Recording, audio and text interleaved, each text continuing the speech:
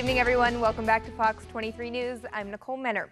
It was a frustrating Saturday in Texas for the Golden Eagles as the Mean Green defense limited what's usually a high-scoring Southern Miss offense to just 7 points. It was the fewest points scored by the team in 56 games as North Texas outscored them 20-0 in the second half of a Conference USA win for North Texas. But a few bright spots, quarterback Jack Abraham logging his third game of the season with at least 350 yards passing.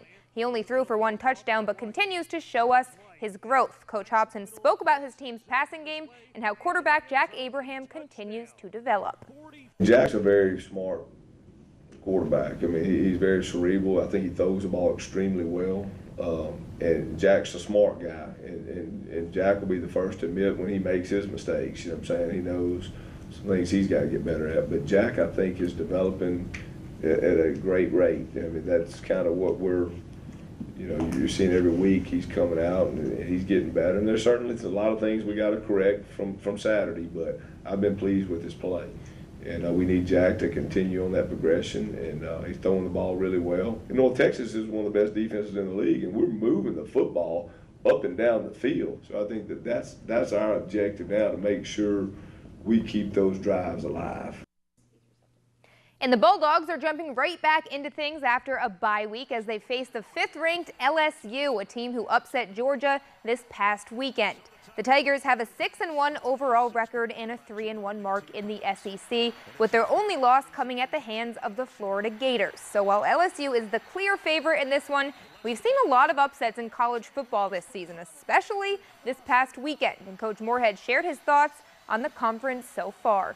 I think when you look at the results on a weekly basis, and maybe not the wins and losses as much as the point differential in the games, that I think there's tremendous parity in this league, that on a weekly basis, if you don't prepare well and you don't come out and play hard and you don't execute at the highest level, that any team can upset any team or beat any team. And I think that, that's shown across the board for 6 weeks. So you better be on your A game. There are no off weeks, that every team can come out on a given Saturday and upset anybody.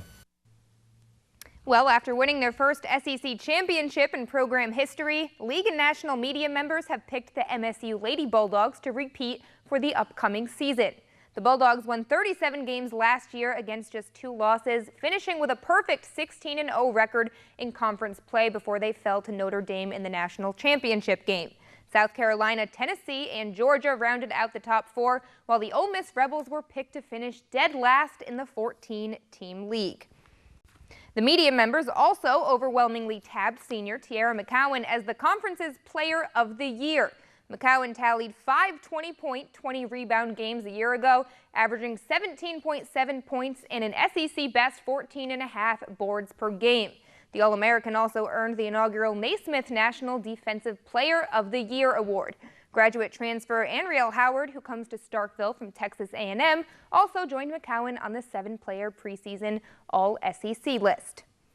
And the accolades didn't stop there for the Bulldogs. On the men's side, Quindari Weatherspoon was one of 20 players named to the Jerry West Award watch list.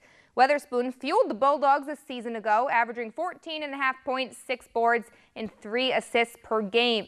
He and the Bulldogs opened the season November 9th. The New Orleans Saints bye week may have come at a great time for Marshawn Lattimore, who may have missed time this weekend had they had a game.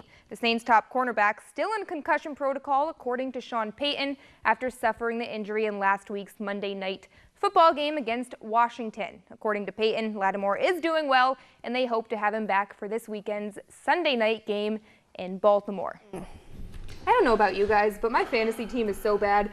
I've kind of lost interest in football. Yeah, I said it. Your team, you didn't even break 100 this week, I don't think. I haven't. It's bad. It's just bad, and it's making me not want to pay attention. Yeah, that's tough. I had 169 points. Mark and I are kind of rolling right now, so we're a little bit the opposite of you. We're rolling. Just maybe better luck next year. I don't know. Yeah, well, hey, you never know. Things change. You could make some deals. I'm going to go out on a limb and say you probably won't have much. You know what? My mind is focused on playoff baseball. Okay. So you know what? There you go. Well, whatever. just enjoy. It's nice sometimes to not care about fantasy. You can actually get back to just enjoying the games. And I was pretty invested too, and now it's just ruined it for me. Yeah.